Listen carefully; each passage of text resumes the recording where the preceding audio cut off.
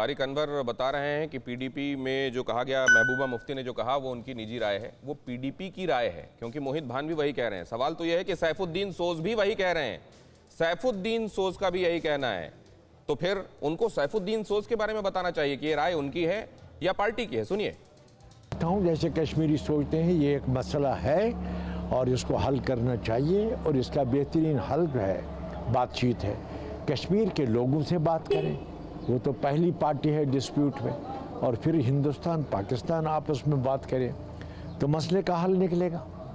असल में क्या है, कश्मीरियों का ट्रस्ट दिल्ली पर बिल्कुल ख़त्म हो गया है।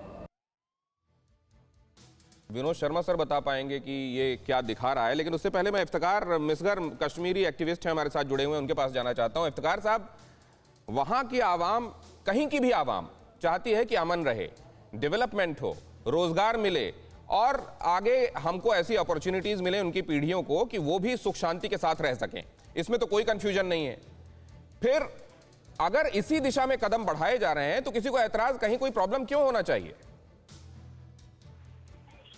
देखिए, जम्मू कश्मीर की जहां तक बात है, बिलखसूस कश्मीर की जहां तक बात है, तो यहाँ पे आज हम 2008 में ज्यादातर जितनी भी डेवलपमेंट्स हुई, 2019 के बाद जो एब्रोगेशन ऑफ 370 आर्टिकल हुआ, तो एक खला पैदा हुआ, जो खला बहुत टाइम से था ही यहाँ पे, और बहुत बारी एक ट्रस्ट डेफिसिट खड़ा हुआ था दिल्ली और कश्मीर के दरमियान।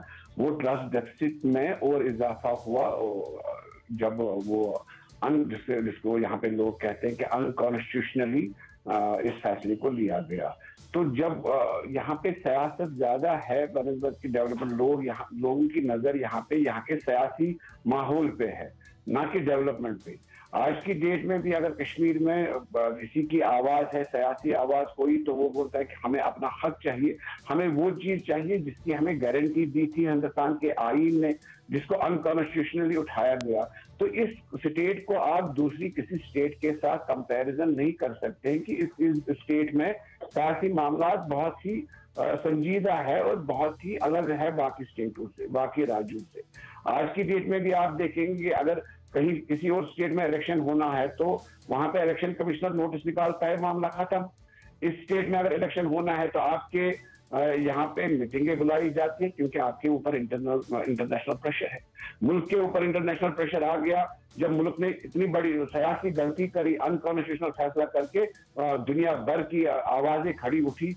और आपको याद होगा पिछले हफ्ते ही न्यूयॉर्क से एक मैसेज आ गई, वाशिंगटन से एक मैसेज आ गई कि जम्मू कश्मीर में सियासी सूरत हाल और डेमोक्रेटिक प्रोसेस को का बहाली किया जाए। इसको सब्सटेंशिएट करने के लिए कुछ है आपके पास इफ्तिकार मिसगर साहब, जिसको आप दिखाकर यहाँ पर ये बात कह सकें कि ये प्रेशर है, इंटरनेशनल प्रेशर, जिसकी वजह से ये कदम उठाया जा रहा है?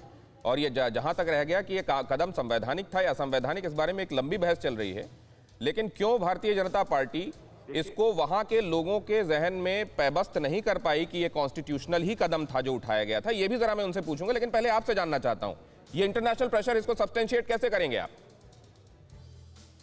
अगर ये इंटरनेशनल प्रेशर नहीं है, जिनको आप कल तक गैंग बोलते थे, जिनको आप कल तक चोर लुटेरे कहते थे, जिनको आप कल तक पाकिस्तान के साथ जोड़ रहे थे, जितना भी कश्मीर में उग्रवाद है उसके साथ जोड़ रहे थे, तो आज आपको किस चीज ने इस हद तक पहुंचा दिया कि आज आपने उनके साथ ही बात तय करी, जबकि आज रेवोल्यूशनरी चेंज की बात आपने करी कि आपने बोला कब किसको गैंग कहा जाता है, कब किसको चोर लुटेरे कह दिया जाता है, ये तो आप जानते हैं सियासत में कब किसको कह दिया जाता है। बात सिर्फ उतनी सी नहीं है। जो बात होती है, नहीं, आपने ये कहा कि अगर ऐसा नहीं होता, आपने कहा कि अगर वॉशिंगटन की तरफ से फोन नहीं आ गया होता तो ये क्यों होता कि हृदय परिवर्तन दिखाई देता? फिक्र आपकी, सोमवार से शुक्रवार रात 9 बजे सिर्फ TV9 भारतवर्ष पर।